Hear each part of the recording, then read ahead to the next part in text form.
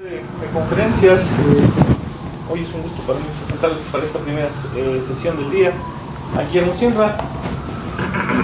Él va a platicar sobre Islas y Orbifolios. Pues gracias por aceptarlo. No, gracias por la invitación, Ángel. No está Alberto, ¿verdad? Pero quería agradecerle a Alberto y a Pepe sus trabajos en grupos kleinianos por el interés que han suscitado entre nosotros y sobre todo aquí en Cuernavaca. Y bueno, voy a tratar de hablar sobre un teorema de Alfors, que es el teorema de las 5 islas. Para que más o menos sepamos de qué hablamos, lo voy a enunciar. Sorry, do you want me to speak in English? No, español, it's right. Tú eres mexicano. Perdón. I'm confused.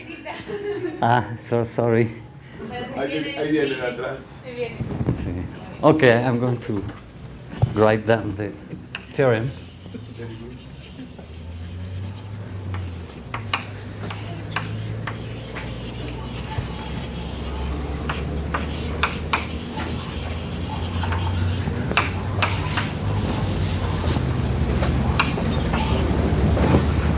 See, so we start with the meromorphic map. I'm going to write down meromorphic.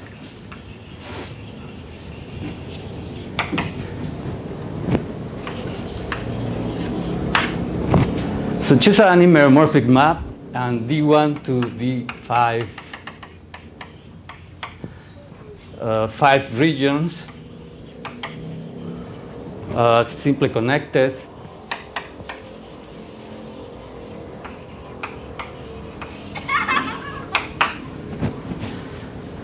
What else?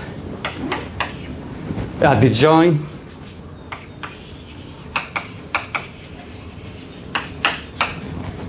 Then,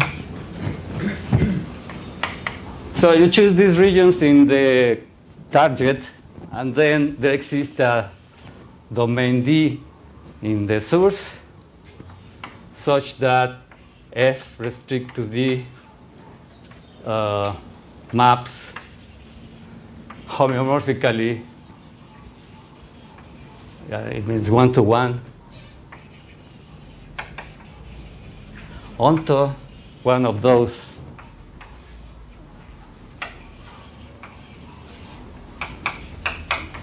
DI that we choose. So very strange theorem, but this is the interpretation of Alfors of the second Nevalina theorem. And the second Nevalina theorem, well, the theory of Nevalina is a little bit like counting pre-images and counting things from meromorphic functions.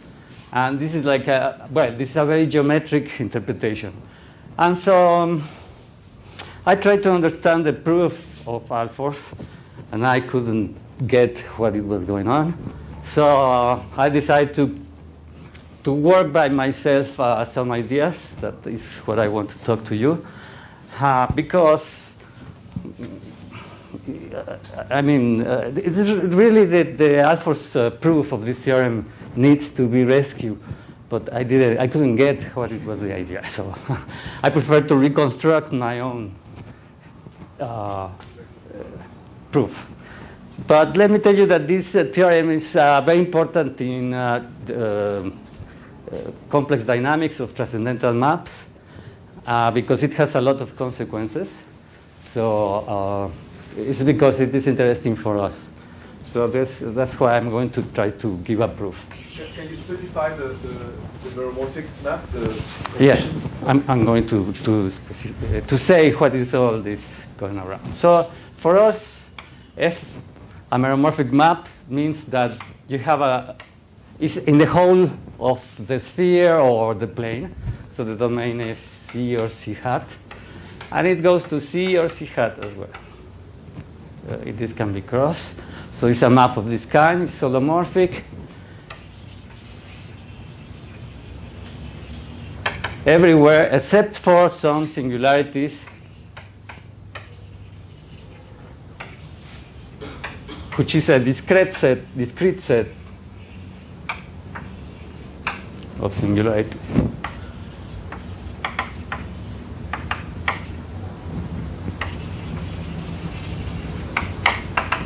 And these singularities are of the following type.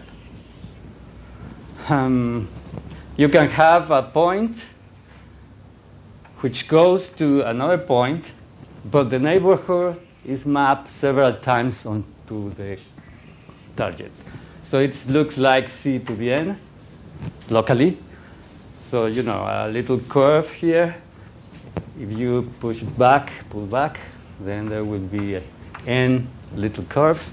And each of these region is taken to the whole circle, a disk. So this cone here is sent to the disk. This is called algebraic singularity. Another kind of singularity is the one that you have at infinity, because these are transcendental maps. So infinity is a special object here. And so you have a neighborhood which acts some group of translations, for instance. And then you have like the ones that Peter was talking about. And then you take the quotient, and then this goes to the puncture disk. And so these curves more or less are the lifts of a line here. So this is called this is an essential singularity. This is called what is the name? Asymptotic singularity.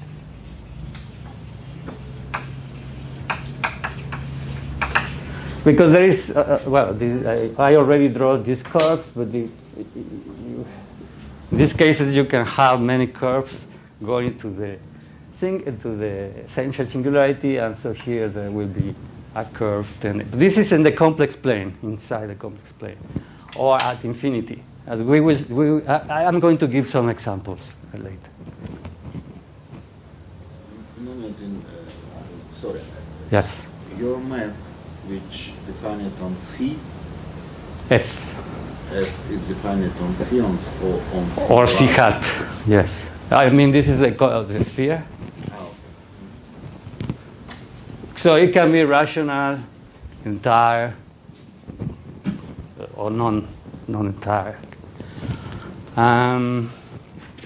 It has poles as well, every kind of behavior, you know.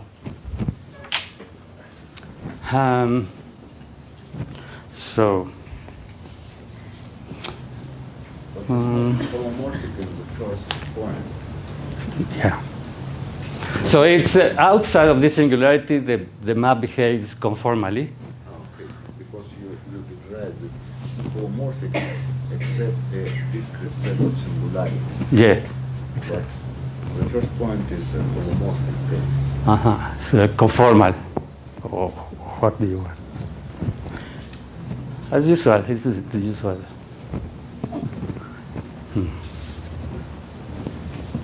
Or analytic, or how it's usual meromorphic. Conformal, I think that would be better. Locally injected. Yes. Yeah, in fact, these functions, as you know, are branch coverings.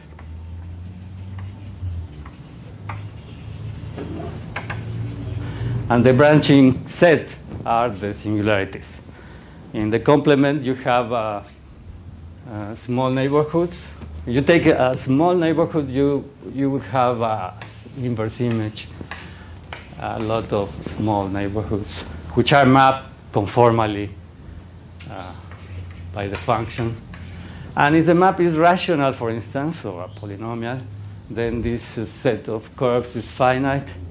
But if it's transcendental, this may be infinite. So every kind of situation we will have.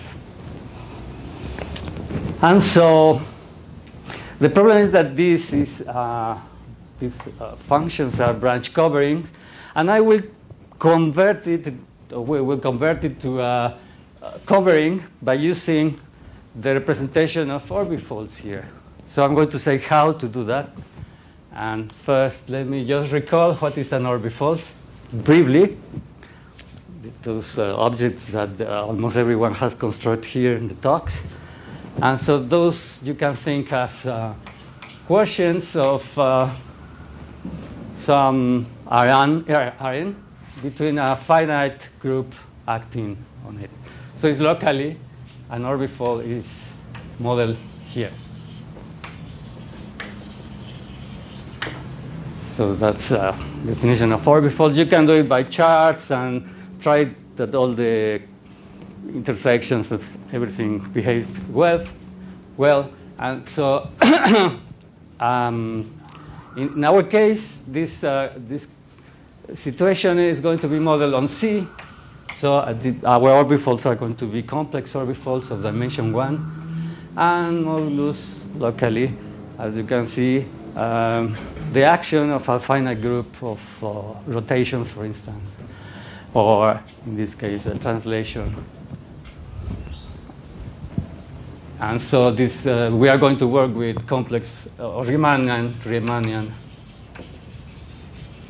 complex one orbifold. And it means all the gluing maps must be holomorphic and so on. And the good thing is that the Thorstone proof show that except some 2 bad cases of orbifolds, all the other orbifolds has a universal covering, and so that allows us to classify this all possible Riemannian complex 1 orbifolds. So I'm going to write the classification.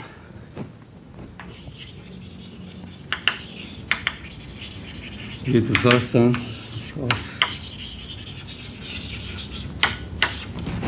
But let me tell you that always it's possible in this case, in the general case, to define if O is the orbifold, it's possible to define a characteristic class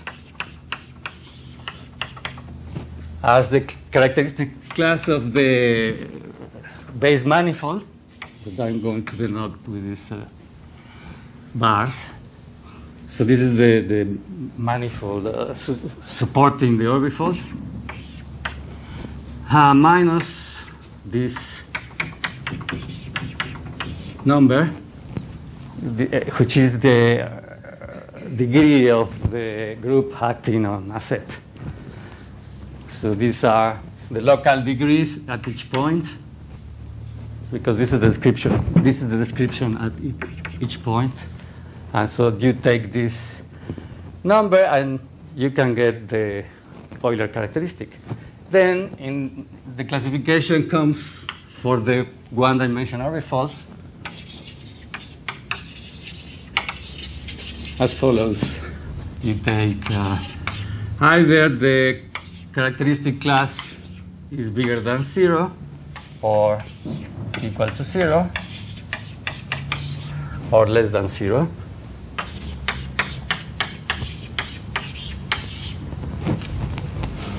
And so this is an elliptic orbifold. This parabolic.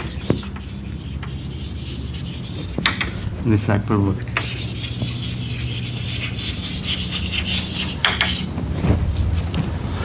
And moreover, there is a following description.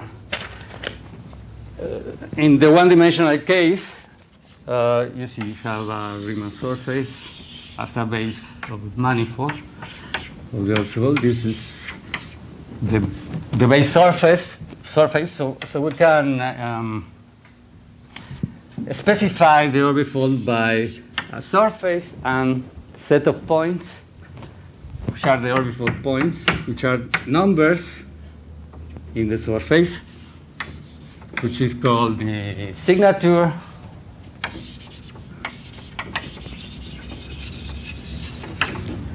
So let's say it's a map from the surface to the natural numbers, where almost all points have associated a number 1, except for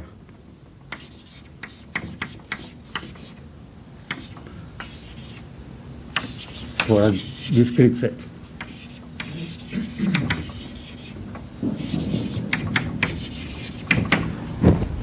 So most of the points have a 1, but some points have another different quantity, all positive numbers. And so this set of points where this number is bigger than 1 is called the signature, or the passport. Have different names. So, good. Okay. So in this case, the specification is the covering. Since Thorson creates the universal covering of any orbifold, so you can see that by the standard uniformization theorems that this can be C, or the universal covering can be C hat, or can be the hyperbolic plane. Just ask for surfaces, and we can specify the signature. So in this case, it is n 2 to n 2, 3, 3. 2, 3, 4. These are finite numbers, so 2, 3, 5.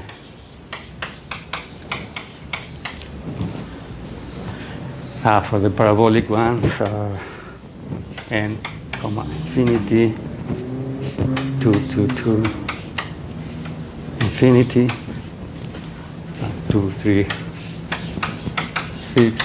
So infinity means that this is a deleted point, as in this case, and in this case we will assign the n integer. 2, 4, 4, and 2, 2, 2, 4, 2. ¿Cuál del 333? 333. 333. Where? 333. Well, we have to check what is the characteristic of Euler, and you put it somewhere. Here is parabolic. So these are like triangular groups acting on the universal covering as 333 and all these are. But I would like to write down some examples for you. But before, I would like to say how are we going to construct the orbifolds defining the map. So let's do the following thing. Where is the...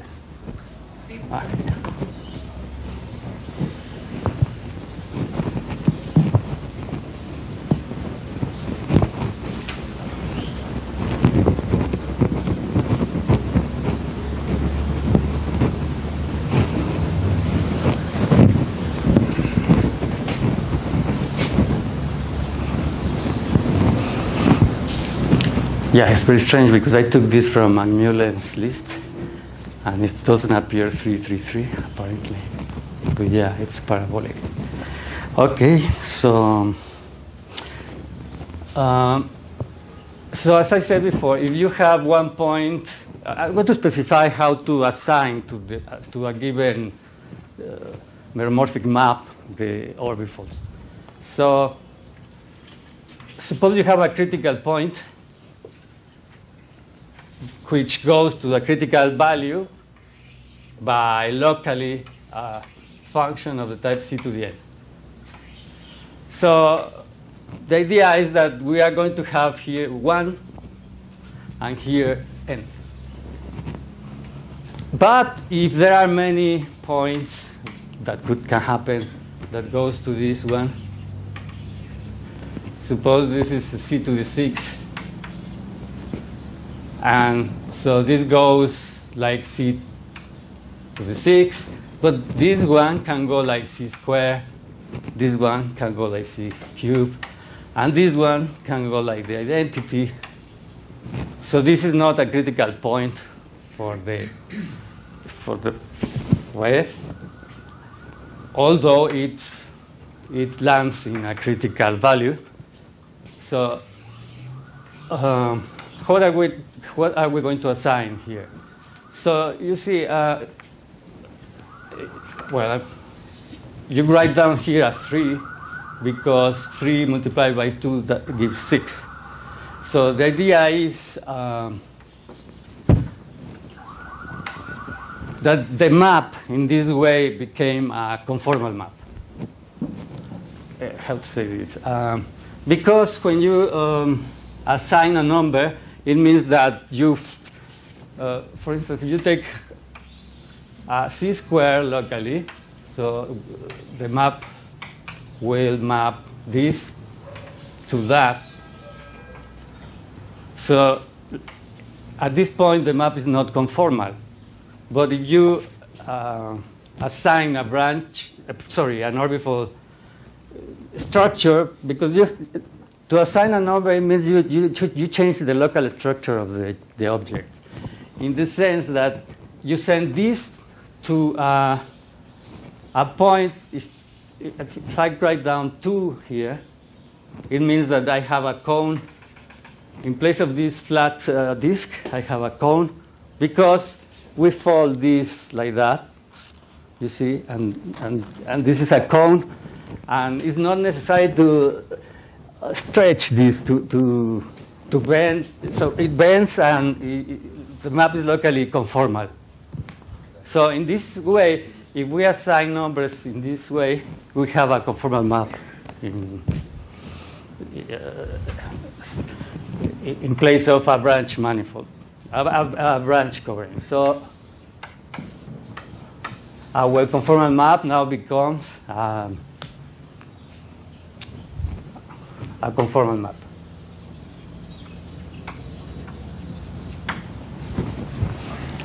So I don't know if perhaps I have to say that you choose a number here. So then the number chosen multiplied by the degree of the local degree must give you the number on the image. So this is K, this is L. And here you have the local degree of at the point X. So that's the formula, and then the map becomes a conformal map. Yeah, so examples.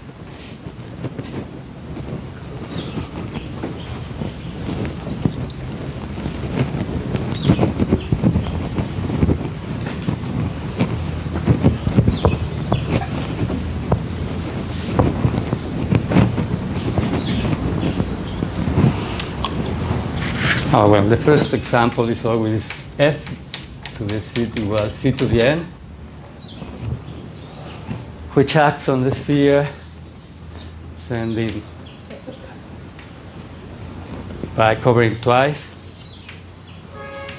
So if you trace an equator, this equator will go to a line. Oh, yeah, I'm trying to square, but if you put N, there are N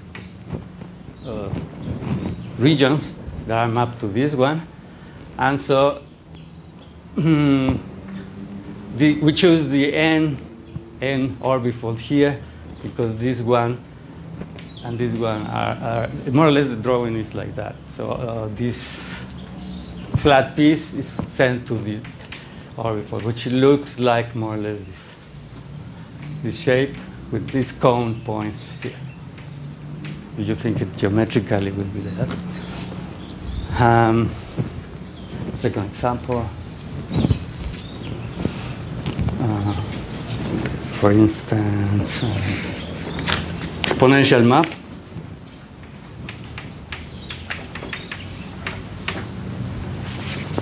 In this case, you have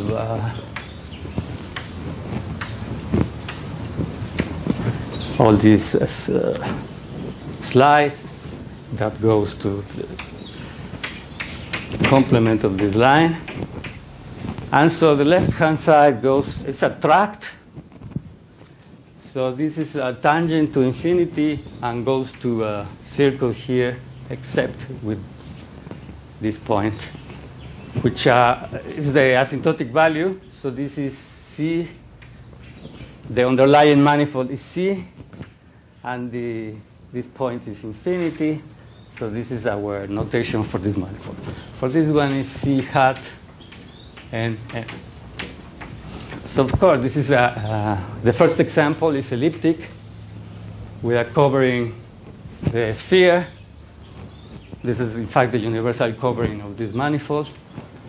And this is C. This is also the universal covering of this orbifold. And this is parabolic.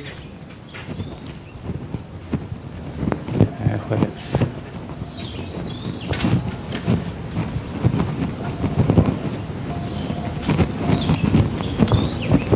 The sine function, for instance.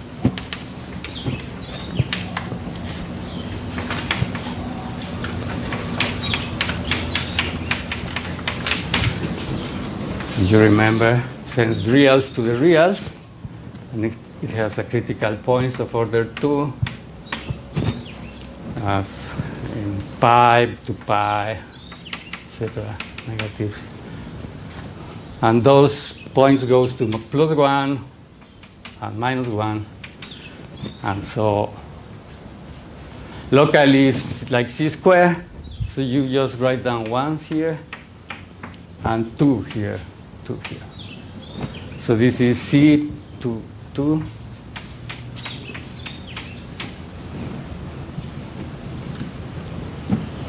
Which must be parabolic. Where is it?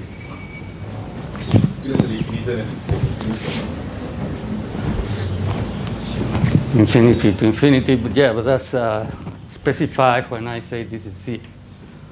It's a universal covering as well. And you send these lines to this semi-rays here, and this, each of these bands are going to the whole of the domain, control domain. C2, yeah, I'm going to write that like that.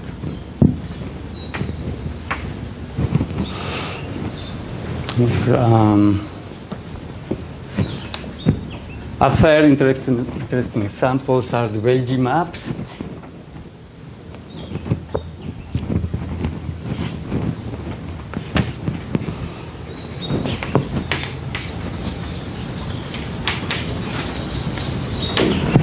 These are interesting maps for number theorists because satisfies the property that you take. In fact, it can be constructed for any surface if the surface is branch over P1 with 3 branching points.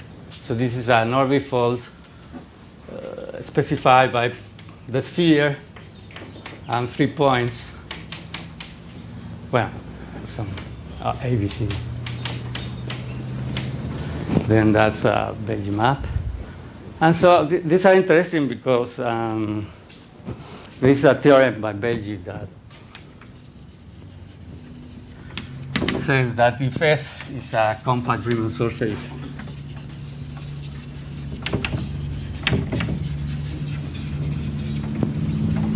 defined over Q of the closure, algebraic closure of the rational numbers, if and only if exactly is a Belgi map.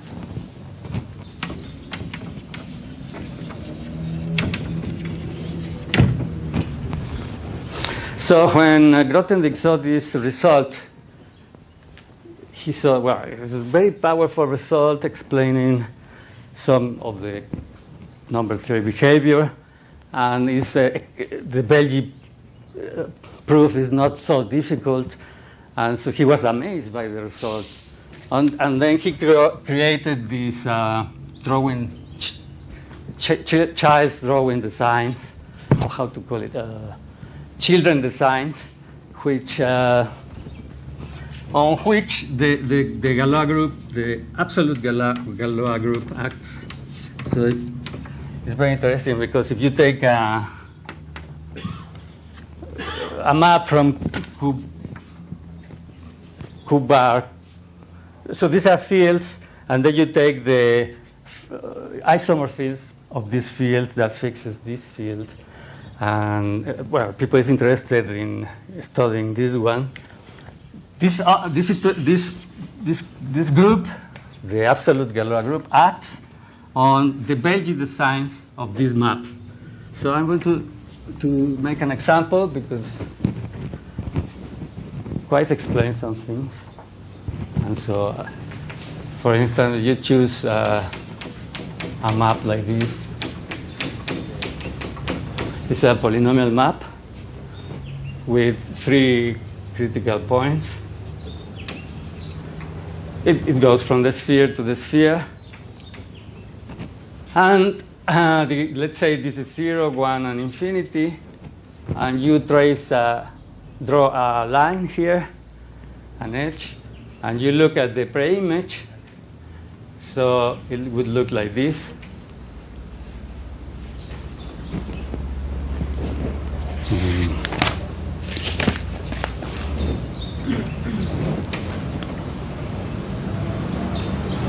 So here the action is like c squared in 0.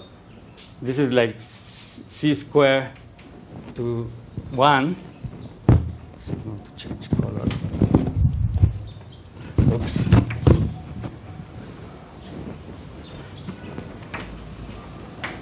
So the green ones goes to the green one, and the white to the white.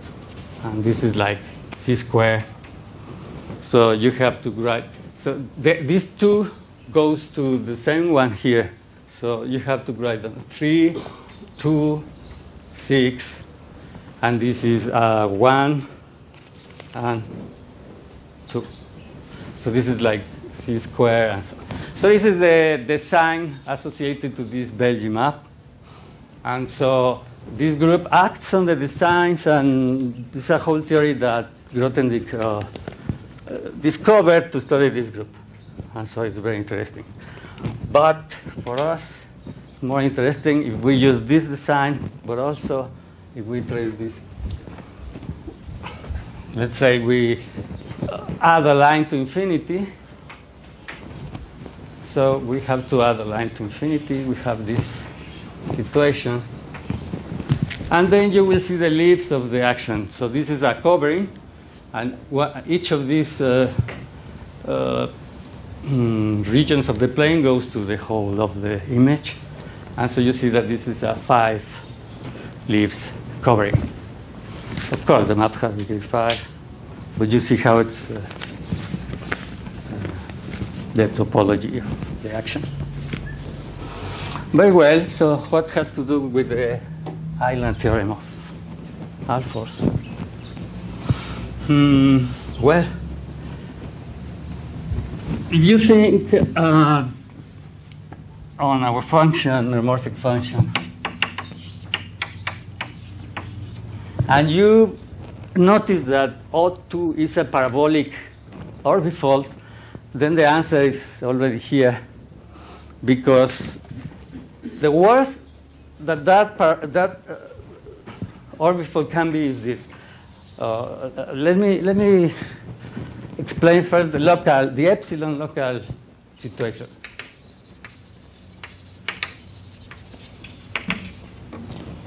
So you have some information like that one, 2, 2, 2, 2 here. So this is the sphere, and you have 2, 2, 2. So the worst thing that you can do is to take little curves. So that's I call epsilon, because you take small epsilon diameter curves, and you say, okay, I take 4. So how is going to be the pre-image of that curves? So very unlikely you are going to have the island property, in the sense that you want to find out a free one that is mapped biolomorphically onto this, because well, in particular, this orbifold is given by the Weierstrass function. So this is exactly the realization of the elliptic Weierstrass P function, which is, as Alberto or Peter explained us, you take the plane, you take the equation to the torus, Then you take this isometry, this involution, and then you go here to the sphere. I think that you explained it as well. No? And there are 4 points here that are the branching points. These are the 2, 2, 2, 2. And this lattice, the inverse of each of these points lies here in this lattice. And so you can see it's all over the plane with a 1, and this has 2s, and this is the realization of this situation. And so you choose a curve surrounded any of these points. The pre-images are going to be the corresponding curves, but these are 1. This always has a 1. This always has a 2. So it's impossible to find out a conformal map. So that's why 4 is not good. So you have to choose perhaps 5. This is the situation why the 5 in the Alford theorem. So if your orbifolds are elliptic or parabolic, the Thurston classification gives you the result. It's fine. You only need 5 curves to realize the simple island, which is the island which is biolomorphic to the image. But what if the orbifolds are hyperbolic? So let's assume that this is H divided by some group G, G2, and this is H divided by G1. So this is the situation. This orbifold is hyperbolic, it's covered by H, and so some P group acts and gives you the orbifold. The torsion gives the cone points, and so that's it. Then, the idea of having used these conformal maps, conformal coverings, is because we can use these theorems of Galois coverings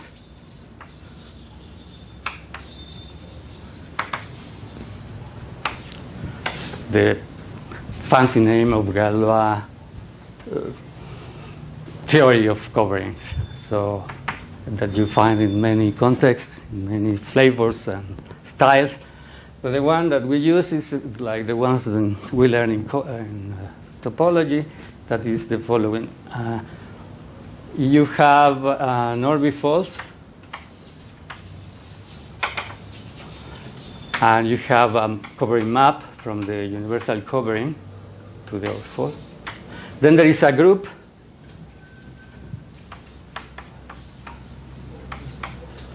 that acts in H, and the quotient is the orbifold.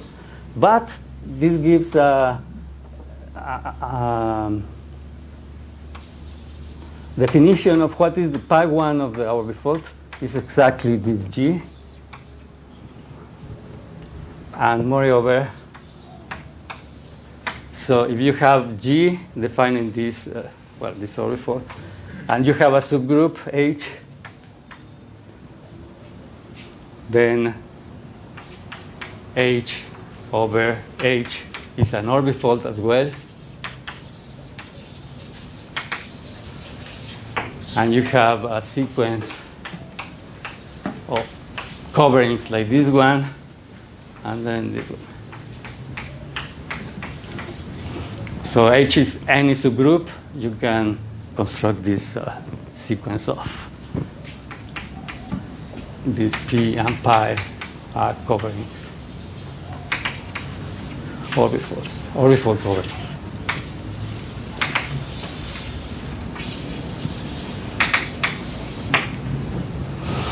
And moreover, if H is normal in G, you have this covering as well, but the covering is very regular, and in this case, the automorphism group of the covering is given precisely by G divided by H. So we have a good group acting here to give this quotient. So that's something I want to use in this situation. So assume that we have a hyperbolic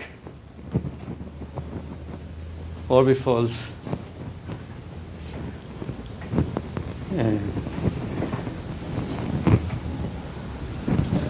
for O1 and O2. And what else? And these are specified by some surface that can be C or C, and some data N, which is the prescribed passport. So this is N2, N1. And then, of course, if you take one orbifold point, the pre-image are a discrete set of points, but some of that points are not critical. So there is a lot of stuff that is not working well here. So let us forget that part and assume that inside N2 is N1 prime, N2 prime, as subdata, as subpassport. That contains, or that is an hyperbolic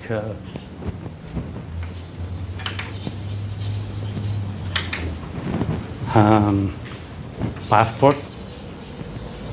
So this hyperbolic orbifold has a sub-hyperbolic passport, but such that all pre-images are critical points.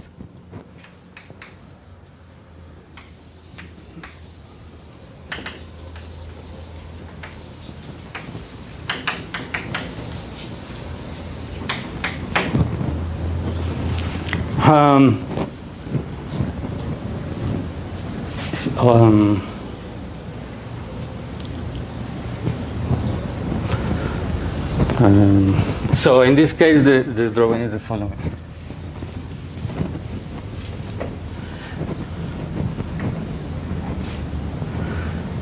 More or less. So we have a set of critical, of data for the orbifold, and the pre-images are a lot of things. And we want to show that if there are, I can show 5 curves here, and at least there is a little curve which is sent there holomorphically. So that's fine if I can do it. This is a 5-island theorem. But suppose that we can do that always. So suppose that I have a passport of 3 points which are always with pre-images that are all critical points, always critical points, always critical points. Maybe all, but let me choose at least 3 that are always critical points, critical points. So I can't choose the good pre-image necessary to show the first theorem. So what's the situation is that if you do the child drawing of these 2 lines, you will see here you see since all these points are always so its pre-image is always critical, you have always points leading towards somewhere like that. So this is the pre-image of some structure like that, and always you see that there is like something growing and growing and growing. So in this situation, something happens. So let's see what's going on. So assume that this is N this is the drawing. This is N2 prime, and so all the preimages are critical points. You have a drawing like that. So let's do this. Let's see what's happening in this situation. So you see all the structure of the map is very complicated because there are too many points going towards that has to fill up or has to go to C in some way, and the ends has to be discrete because the map is holomorphic and everything is discrete. So let us do the following things. So take O2 and take those points from here, delete those points, which some preimage is good, is not a critical point. So it's like deleting the complement of the bad points. And take the preimage of that. So you take F1 and the preimage of all these points. And F here. So this is again a hyperbolic orbifold, which we can specify like that. Gamma, I want to choose gamma. And this is H, gamma prime, and Q map. So this map, this is the restriction of F. It's more or less telling us how this structure is. But you see, since all these points are critical, this is quite a regular graph. So we can factorize, use this Galois covering theorem, and choose the normalization, the normal group. If you have any group, you can take the normal group in gamma. So take the normal group of gamma prime in gamma and factorize. So this is a nice covering that more or less tell us this situation, how it is. And this has an automorphic group, which is gamma divided by this normal subgroup.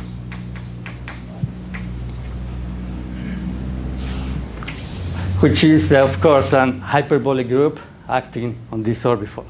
So this group acts on this orbifold and gives this. So the quotient of this orbifold by this automorphic group is this other orbifold. Very good. So as I just want to appeal to hyperbolic groups that acts on an hyperbolic space. And I think I don't have much time left.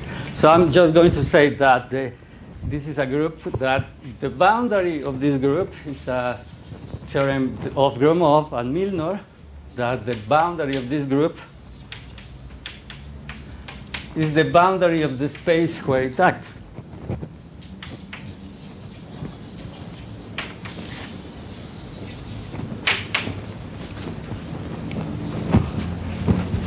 Now,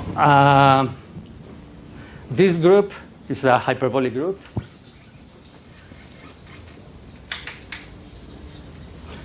Which are classified and are of three types. Either is cyclic, or is free of one generator.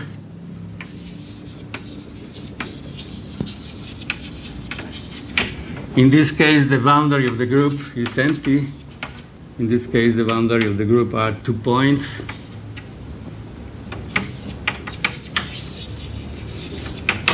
Or all the others.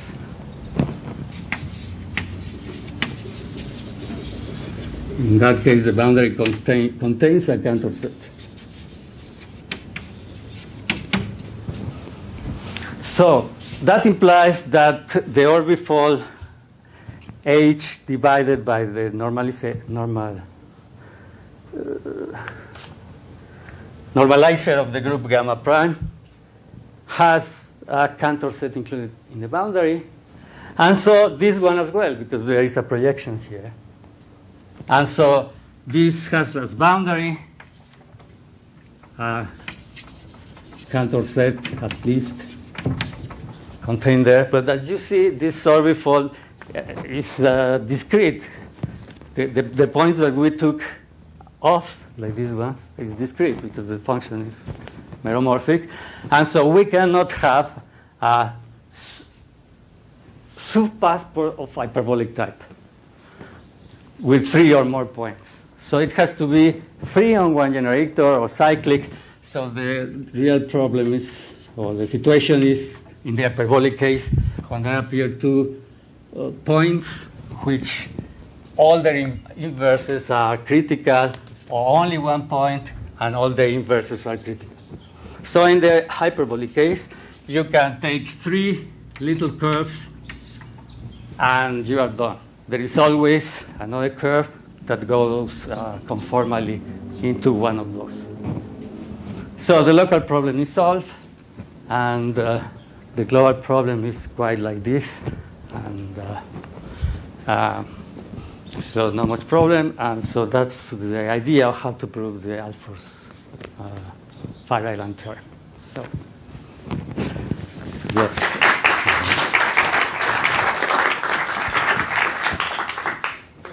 So any questions?